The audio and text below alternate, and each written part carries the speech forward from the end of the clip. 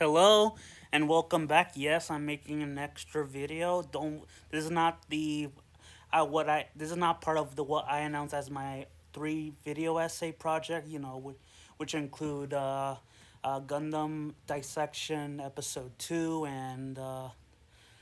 and sorry, I'm forget I did it yesterday, and my universe survival art rewrite. This is just an extra video that I just came up with because there's something I want to talk about.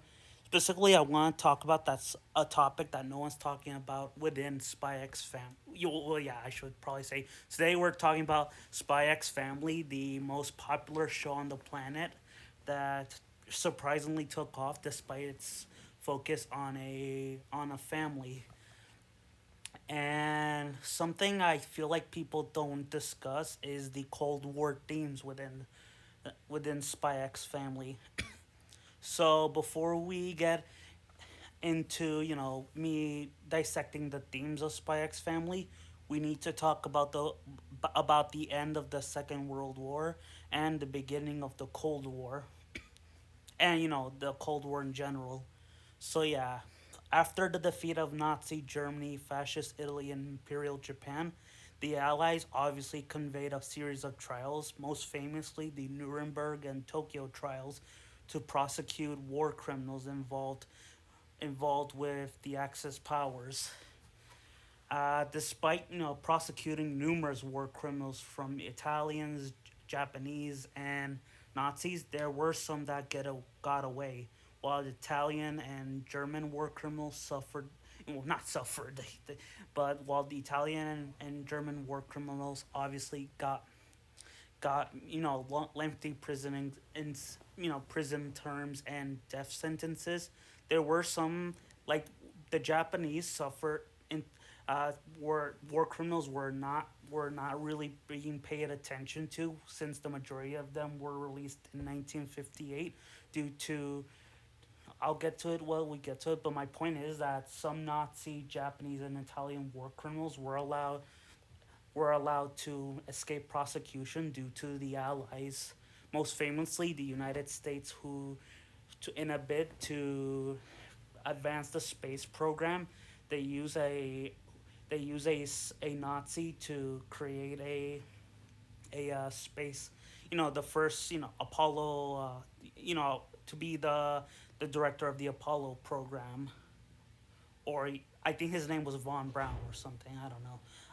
Then there were Japanese war criminals. Most famously, the two most infamous who escaped prosecution were Emperor Hirohito slash the Imperial Family, and the infamous Unit 731, responsible for horrific experiments.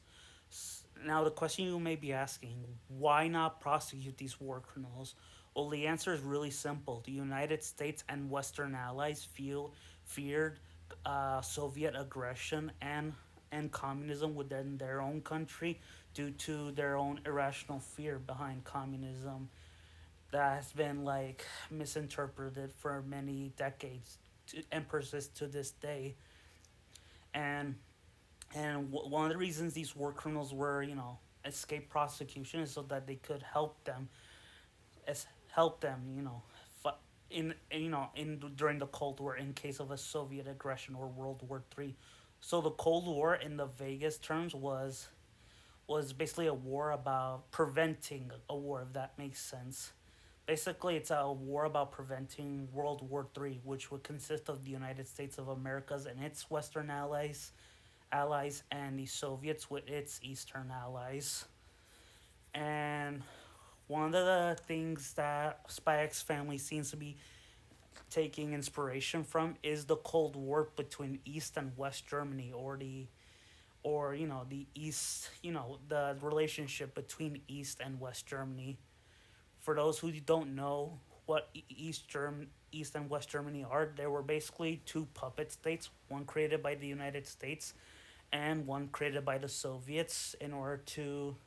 One is more capitalistic and one was communist, and obviously that created tensions between both of them due to their different ideologies.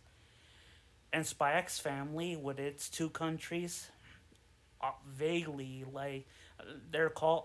Estonia and As Ostania.